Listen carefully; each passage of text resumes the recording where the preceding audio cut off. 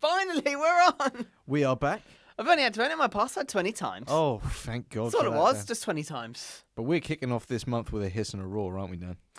Yes, well, something like that. And so you've told me that we're in April now. We are. Is this real? Oh, Yep. It's real, all right. It's We're your in birthday real. month. And even better, Dan, we got 2 reviews to do today. It's a tool movie, but it's not a Bug's Life tool. I'm doing one, but then you're doing the other one. Am I now? You are? Yep. Okay. You are contributing to the... I'm making the world a better place. Yeah, you're contributing to the month that is Adventure, April. But I'm going to kick it off first, Dan, with Pirates of the Caribbean, Dead Man's Chest. Now, I remember this one coming out. 2006. So Yep. it was the summer we left primary school. It was a big one. Yep. It was a big one. I remember my primary school teacher at the time said, right, you year sixes, sod off, I want to watch this film. Yeah. And she was right to do so, That's how Dan. it went down. Because I'm going to go on record now to say that the first film is still my favourite for its completed structure as a film. Okay. But this sequel gets the same high rating because the production, music, and CGI have all been improved tenfold. Okay. After the huge success of The Curse of the Black Pearl, Disney decided to greenlight two sequels to be filmed back-to-back to forge a trilogy, as trilogies were very popular at the time, thanks to the Lord of the Rings, Star Wars prequels. I was going to say, didn't Lord of the Rings want to just do it in like one? Well, the Lord of the film the Rings whole did. thing? The Lord of the Rings did all 3 of them back to back. Yeah. So they obviously wanted to, like, oh, hang on, this works. Let's do this. Whereas this was one of those trilogies, just like Back to the Future, where the first film comes out and it's a huge hit, Yeah. and then they end up making 2 and 3 back to back. Yeah, it worked well. Yeah, it did, especially with Back to the Future. It did. But yeah, like this follows the trend of at the time what was going on with films like the Matrix trilogy and the X-Men trilogy as well. This can be a double-edged sword for trilogies because it saves money production-wise by filming back to back, but it also has 2 films that feel more relevant to each other in the 3-part structure. I've said this about Back to the Future as well, haven't I, Dan? How 2 and 3 feel more connected than 1 is to them, because... Which is so strange because I think the way they did Back to the Future specifically, I think 1 and 2 actually had that feel a bit more. Yeah. And I only feel like that because obviously the third was a Western rather than being in the same place, like with buildings. And The second it was weird film- because it's still in the same place, isn't it? The second Back to the Future does work well as a bridge Really well. for them, because it does go back to the first film, doesn't it? So And like explains things, yeah, everything. a bit more. Everything's connected well. Yeah, but with Pirates of the Caribbean, all of the characters are back and on form. Johnny Depp still slaps as Captain Jack Sparrow, perhaps being a bit more silly than the first film, but nonetheless entertaining. I feel anyway. Yep. The film reminds me of The Empire Strikes Back somewhat because it's a sequel where it's a 2 movie where all the heroes become divided on their own missions, but come together at the end only for the villains to win the day. Which is funny. It's not a Bug's Life 2, but it sounds like it. Yeah.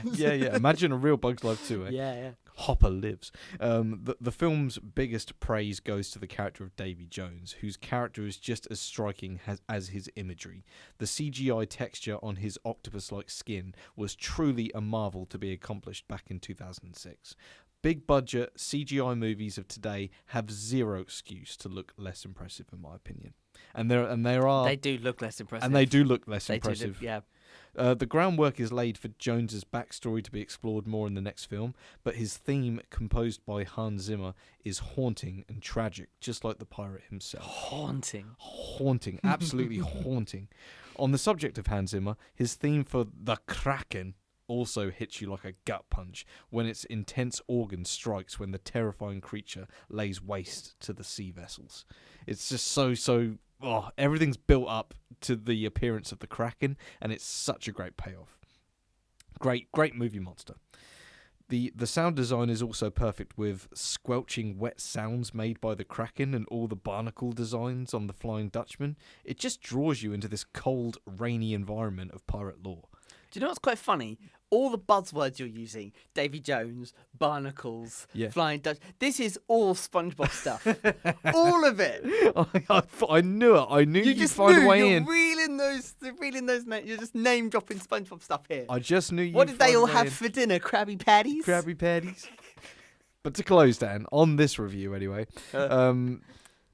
Dead Man's Chest is a sequel that acts perfectly as a middle chapter in a trilogy. It builds upon the first film, sets up the next film, offers excitement from beginning to end, and has the best looking CGI villain of all time conjured to the big screen. So on that note, Dan, I'm giving Pirates of the Caribbean Dead Man's Chest 4.5 stars out of 5. Oh, wow. Okay. Now, in Nice. regards to your review, Dan, what do you got for me? The Mummy! Ooh, from what year? 1999. Oh, what a year. And I know that because it's on the auto cue. Very good year. So I don't normally get an auto cue. I feel honoured. Bring it on. Anyway, so after being asked to watch this film, following many glowing recommendations, and Tommy said it was good and all, and comparisons to other titles I like, such as National Treasure 2, and Lara Croft Tomb Raider, of course, National Treasure 2, where we get that 2 thing from. Yeah. It was only fitting that I watch this. Now, I'll be honest with you, Tommy. Never actually had the interest in watching this. I don't know why. Did you think it was But I more didn't. horror than adventure? I did. Yeah. Anyway. Having had the pleasure to meet Omid Djalali, which Tommy hasn't, after he settled down to live in my hometown, which is the same as Tommy's, but I've met him and Tommy hasn't, the signs kept pointing me to watch this. Omid said that to me. He said that. He said, Tommy doesn't need to know, but you need to watch this. Is what he said. He said, I don't want to meet Tommy. I can't stand it. That's what he said to me. Yeah, I imagine. Yeah, I imagine he did. No, he didn't really. He did really.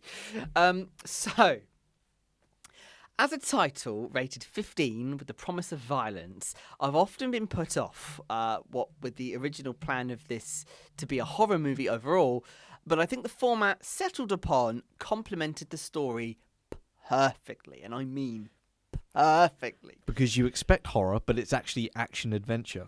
Yeah. Treasure hunting. Which I love, by the way. Yeah. Setting the tone for a realistic mutual resting point, complete with laughs, scares, and puzzle. Love that part. This film really went to town, delivering the perfect balance. The story wasn't hard to follow, which I appreciate, as it complements good story writing, and it was truly terrifying and gripping throughout. That's one thing I feel that films like this don't do right. Yeah. And that is that really good storytelling. They kind of get all blown into the bloody detail, the gore. Sometimes less is more. Exactly, and this film did it perfectly. Now, I love the Tomb Raider games, and this film really complemented, what I love about those games, the puzzle, the adventure, and, the few little jump scares. Just a few. But you're right dashing. Dan, you're not a fan of blood, are you? No. There's no blood in this movie, is there? There's no blood in this. I don't know why it's a 15. Yeah. Anyway, I've seen much worse rated PG, but there you go. There's a desk there. Don't hit it. Yeah. So my only criticism is something confusing. The army of guards, or the good guys protecting the world from danger, attacked the 2 night camps during the various treasure hunt endeavors. Then halfway through killing people, said, "No more bloodshed. Just get out of here if you don't want to die." Then they rode off. They didn't return the next day. Yep. I would have expected the guards to have stayed with the camps, even to their refusals, but maybe I need to watch it again to spot something I maybe missed. That didn't quite make sense. No, yeah. We're here to protect you. Die! Like, what? What's that about? They're meant to make sure. They're meant to make sure that the creature is not awakened. But But it's too late. Once they go back the second time, he's already been awoken. if I'm asleep and someone kills someone on my driveway, it's probably going to wake me, I'm just going to put it out there. Anyway, to close, a great story and a lot of depth. CGI to stand the test of time. Yeah. Again, better than today's crap. And a nice feel for Egypt in the 1920s. Again, Tomb Raider theme, Egypt. Yeah. Where I love it. Yeah. It's an enjoyable watch and a film I would now recommend. And I've given it a solid 4 stars. I'll take that from you, Dan. Absolutely. Do you know that half a star, maybe even the whole star, would have been there if it wasn't for the good guys. What are you doing? It's a 4.5 star for me for that one as well. Just like Dead Man's Chest. We're not far off. Do you know what? I reckon maybe a rewatch or 2. I might join you. Yeah. That may be possible. So very good. There you go. So The Mummy, 1999. It's solid 4 from me. It's what pretty good. What a way, Dan, for us to kick off this month, by the way. It's we're talking about 2 really good action adventure films, as far as I'm concerned. Well, I can't speak for the Pirates of the Caribbean. I've never seen them, but Take my word on it. This one is The Mummy definitely rings true of what you're saying there. So anyway, right, let's get to the beers. If you want to read any of what I've written, maybe read it for yourself, you can over on Letterboxd. Tommy, our writing's missing. You got to do some talking. Please feel free to follow us on Letterboxd on Larkins95 and Dan Moore Radio. You almost forgot it, but you I got did, it right. Yeah. Yes. It's been so long. Well, it hasn't been 2 weeks. And here on the YouTube, you can press the follow, subscribe buttons and hit the little notification bell. So whenever we go live, you get to know about it. Oh yeah, definitely. Oh, yes, there's lots more planned for Adventure April, and I cannot wait. When are we doing the category? I want you to. How far away? I reckon we're probably in December before I can get you to talk about it. Anyway, there's a film I've been nagging Tommy to see for ages. He saw it over the weekend. His life's over, but there you go. Right, have a good one, you lot, and we will see you here on YouTube very, very soon. Have a great week, everyone. All the best. Bye-bye.